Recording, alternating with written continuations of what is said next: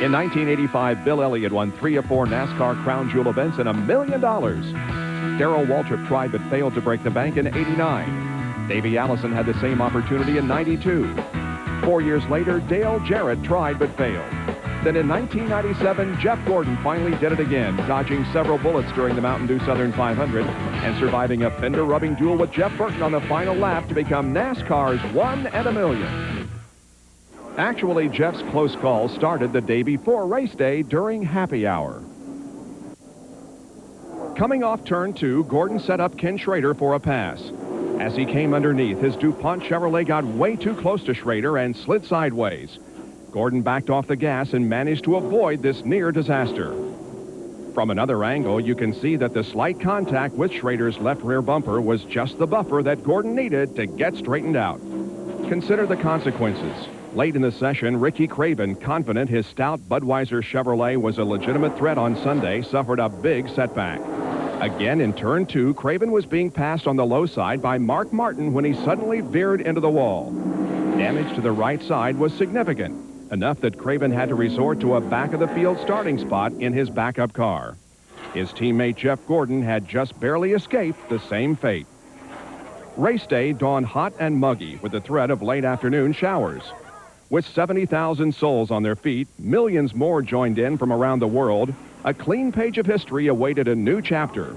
And it began with a green flag on the new front stretch of the reconfigured Grand Ole Raceway. The crowd is on its feet. Every seat is filled. The 48 Mountain Dew Southern 500 is under green. Gordon used the early laps to settle into his routine rhythm of turning left, checking gauges, and passing on that information to crew chief Ray Evernham. Then, with calculating precision, he began to make his move to the front. His first victim was Ken Schrader, 6th place. The backstretch continued to be his favorite setup zone. Next to fall was Hut Strickland for 5th. Mark Martin's Ford became the next target, 4th place. By lap 35, Gordon had Bobby Labonte in sight. He passed the pole sitter for 3rd place, but Gordon's climb hit a temporary stall.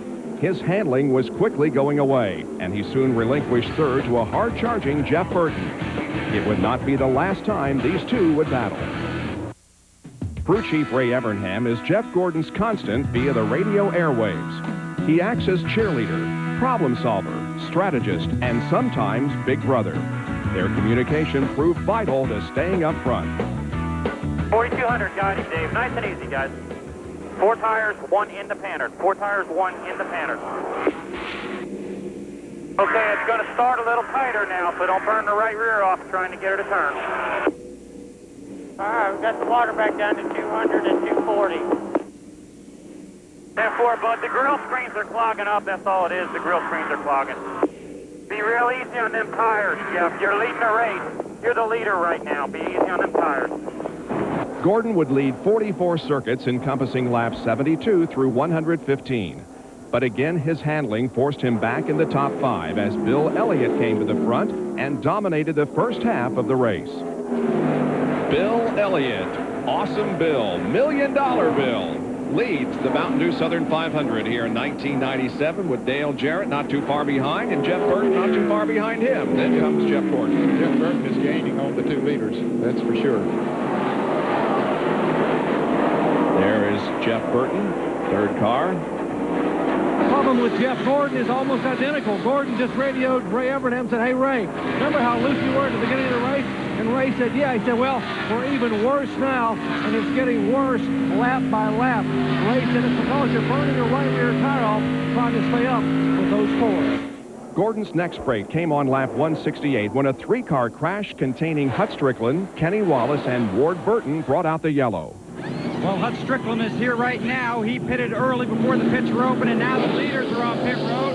They have to dodge Hut pulling out. David Jarrett is in. He goes around to the right side. He'll get 4 tires and fuel. His car performing well.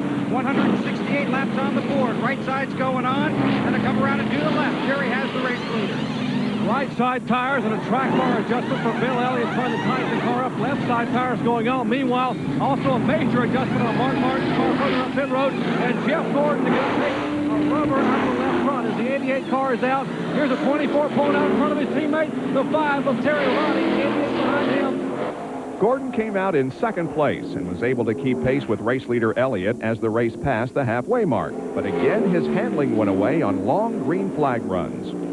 Bill has led 125 of the first 201 laps, 7 lead changes, 6 cautions for 37 laps. The average speed close to 120 miles an hour.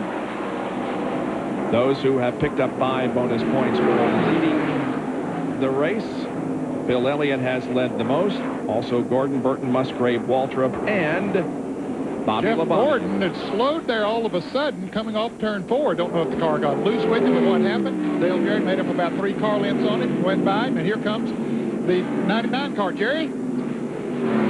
Ned, you're exactly right. Just a moment ago, the radio told Bill Elliott, hey, don't worry about the 24 car. It's about now. He's going to start getting loose. And about that time, Jeff Gordon told Ray Evernham, it is really getting loose. And Ray said, you know what it is? It's that right rear tire. We're heating up. That's why it's going to be hard to hang on, particularly down in turns 1 and 2. So just like clockwork, huh? It goes away. When that right rear tire heats up, it'll make her loose. We'll check the speeds at the line. Remember, about 10 laps ago, he was the fastest for several consecutive laps. And that might be why that he got loose on him. And you can see he slowed down almost 2 miles per hour slower than the leader and 2.5 miles per hour slower than Dale Jarrett and Jeff Burton. Might have been putting a little bit too much on that right rear tire, keeping up there and running those fast speeds. When we come back, a masterful strategy unfolds on pit road at Darlington. Main thing you got to do is keep that thing out of position so it don't get in trouble. As Jeff Gordon hung on to 4th place, crew chief Ray Evernham dissected the handling problem. What he wanted to do, however, could not be accomplished without a yellow. Track looks clear over there. That's a little bit better. I still think they'd be tighter. You want to wait a little bit, though, not give up all the track position right now? Unless Elliott comes in, right? You only run 3 laps, bud. You're doing good. We'll keep working on that thing, trying to get it better. I mean, you know, right now we need to rubber it. That's what we're going to end up having to do with it, Jeff. But you're doing good. Main thing you got to do is keep that thing out of position so it don't get in trouble. Ray Evernham telling Jeff Gordon, just, you're doing a great job. Keep calm, keep collected. We'll have a caution flag in just a moment, and we'll adjust on this thing, and it needs the rubber. I don't know which spring, but it needs rubber. And guess what, folks? The caution just came out. Don't you love it when plans come together? Isn't that something? Jimmy Spencer, the reason for the caution. It's the 7th one of the afternoon, and it comes out on lap 211. Here's John. Jimmy radioed in, told the crew it gotten real loose, hit the wall, and now he doesn't have any brakes, and the leader's headed down pit road. Yes, indeed. Here comes Elliott, Jarrett, Burton, Gordon, Labonte, Waltrip, and the others. Here's Bill Weber. And the leaders do come down pit road. Jeff Burton, one of the first to reach his pit stall, and Terry Labonte right behind him. This will be 4 tires and fuel, and everyone will get their windshield cleaned and the front grille cleaned as well to help any potential overheating problems go away. Jerry Punch.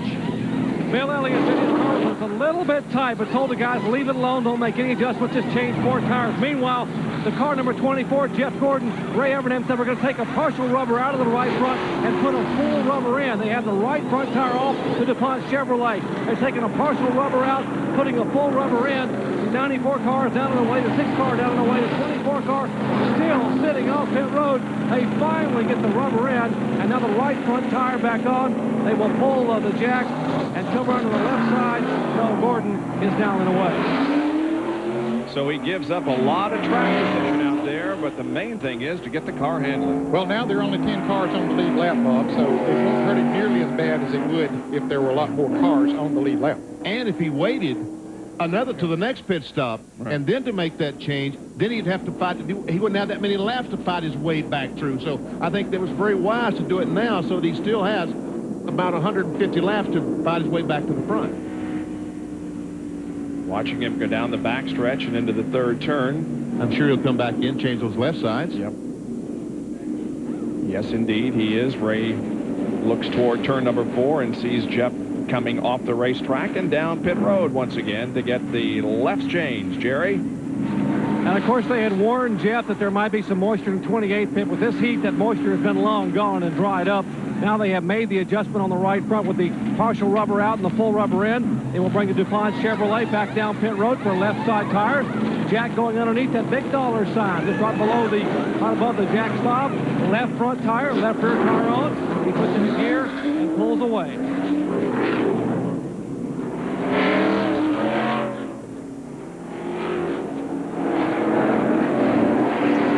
Well, as he goes out now, he'll be in 10th place with Bob. We talked about having a lot of time, guys.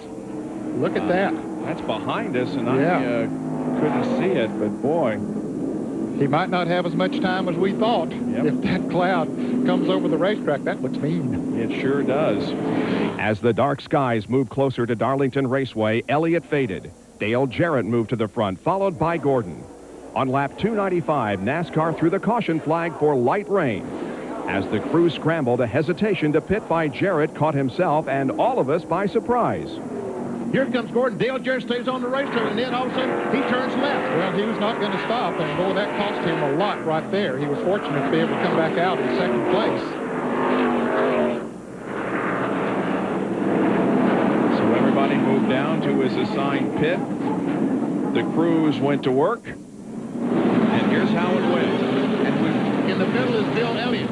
Elliott is working on something on the right rear. You see Jarrett gets his pit stop complete about the same time Jeff Gordon complete. But Bill Elliott will go back to 8th spot. He spent a lot of time working on something in the right rear. Jeff Gordon's $1 million date with destiny just took a huge vault.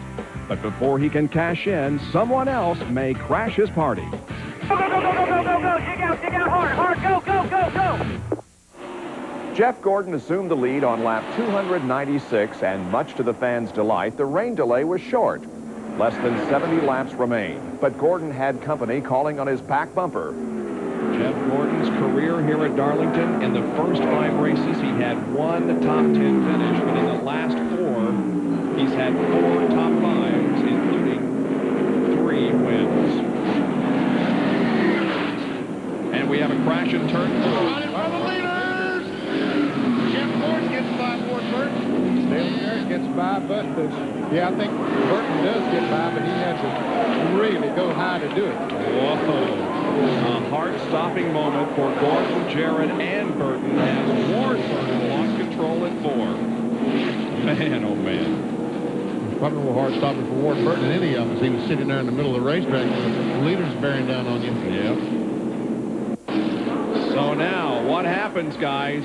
Don't you see pit stops? Oh, yeah, they got to come in and get on some new tires. I believe they will come in. I believe they will change tires. And who will win the race off pit road? The winner off pit road might be the winner of the race. Here they come.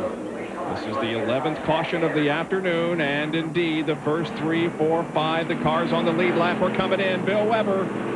Dale Jarrett had told his crew his car is better than he was showing. Maybe just a tick tight, but he thinks he could have gotten by Jeff Gordon. Right now, all the leaders on pit road.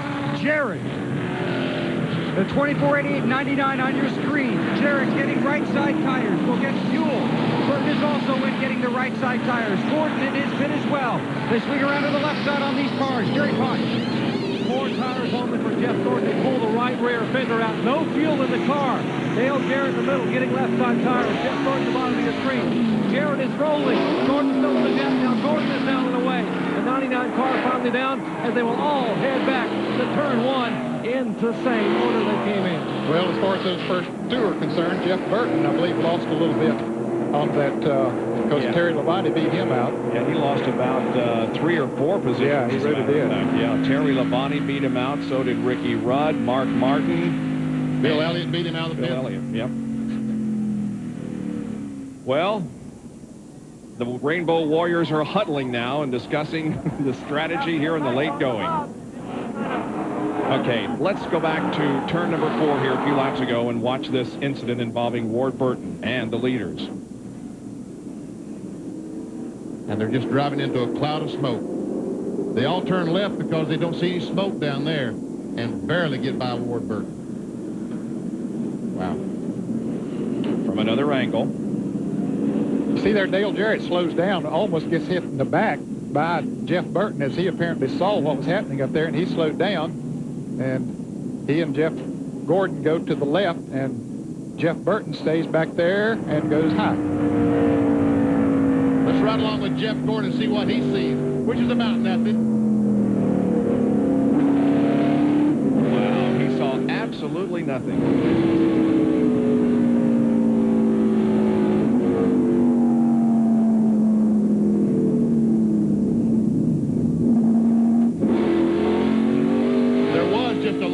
Contact between the 99 and 88. Listen.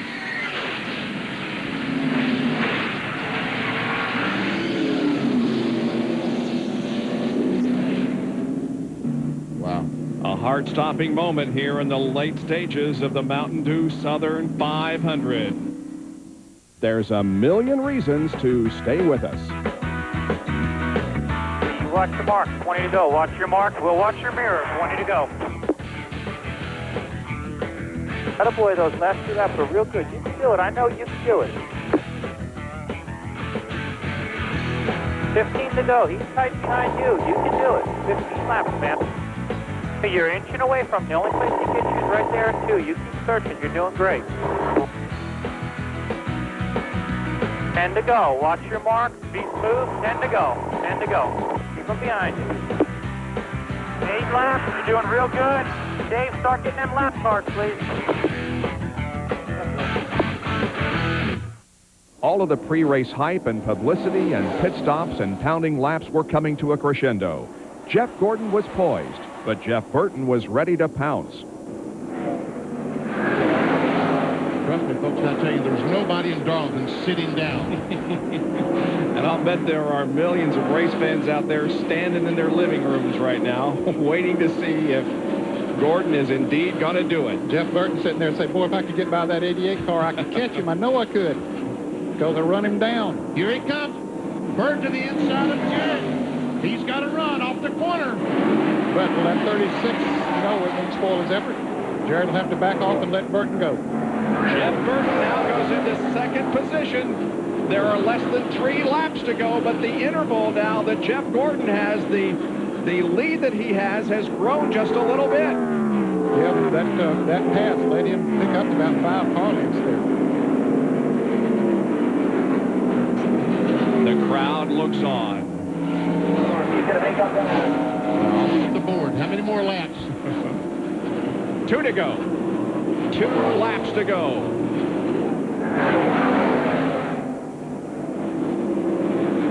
I don't believe he can catch him and pass him. He might catch him, but I don't believe he can pass him. Boy, he's game now. He picked up a bunch that time coming off at turn 2. Looked like Jeff Gordon had to get off the throttle that time off 2 for some reason. And Burton closes in. How much is a million? Well, 1,000 times 1,000. Or perhaps you can better understand in these terms. Here he goes. Look here. Oh, they make contact. Oh, and they make contact. They go down into the corner side by side, and Jeff Gordon holds off the challenge. This is the last lap of the race, folks. They're on to the backstretch, and Gordon lengthens his lead just a little bit. He lengthens it out as Jeff Burton and Dale Jarrett drop back just a little bit. Here he comes off of the 4th corner. Jeff Burton will make a challenge off the corner onto the straightaway. Yeah, we did But it! Jeff Gordon wins it. Holy cow!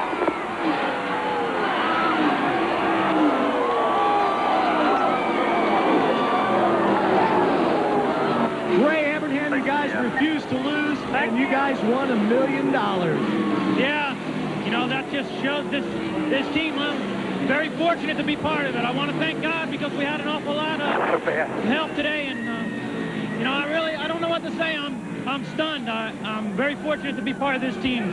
These guys work hard. They work together. They make great suggestions. Certainly, it's something that we can look back on. Jeff Gordon's a great driver, but this is a great race team. And not only the Winston Million bonus, but the only driver to win 3 straight Mountain Dew Southern 500s. That was Rick Hendrick. Did you hear Rick Hendrick tell him? Yep. Good job. For the ill team owner Rick Hendrick, fighting a courageous battle against leukemia, the images he was watching at home on television had to make him proud of the team that he had put together. Through a special telephone radio hookup, he was able to communicate with Jeff and Ray to send his encouragement and praise. Congratulations, Ray. Thank you. Woo! That is so awesome. Billy Buck! Good job, little man. Good job. Ray, do you copy? 10-4, Rick. I got you loud and clear, bud. Congratulations, man. I'm proud of you. We'll give $100,000 to the bone marrow deal, okay? Do it. Thanks, Rick. You know, he drove his butt off there on that last lap, and this crew, I'm telling you, we're pretty lucky. After Gordon's triumphant victory lap in which he was tailed by an armored car he would need to take his bonus to the bank, it was time for the Victory Lane celebration to begin.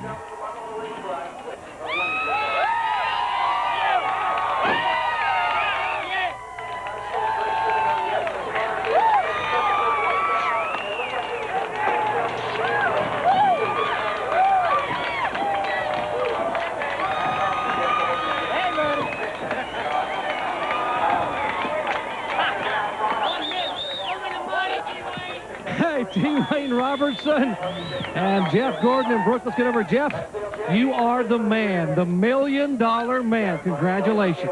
Unbelievable. Unbelievable. I should have never won that race, Jerry, but oh my goodness, good Lord was looking over us. Man, what a team. What a team, man. These guys were busting off some great pit stops, and if I hadn't been out front, I don't think we could have won it, but I want to thank God for the ability and just showing this team and myself never to give up, and that it could be our day, and it was. And I want to thank DuPont Automotive Fishes and Chevrolet. What a great car. Goodyear tires, boy, they hung in there for us, and Quaker State, and of course Pepsi, and of course R.J. Reynolds. Boy, I tell you what, I got to thank them for this $1 million. I'm blown away. I should have never won that race, Jerry. I really shouldn't have, and I didn't think I was going to, but I did tell you earlier in the week, if it came down that last lap, I'm going to do whatever it takes to get back there. What about the last lap? They're stacking the money behind you, so you got plenty of time. They got a million to stack in behind you on the car. That final lap, you and Jeff Burton, it got awfully close. You know, my car picked up a really, really bad push. I thought maybe I could hold them off for 3 laps, but all of a sudden when I come down to take the white flag, the right front just went away on me. I didn't know if I had a fender rubbing or what. And I saw him coming, and I blocked him. He hit me in the rear bumper, and I was just glad that I didn't spin. I kept it going, and that slowed his momentum down enough to where I could block him. I'm sure he's not happy, but Jeff, $1 million. Come on, buddy. What do you expect me to do, man?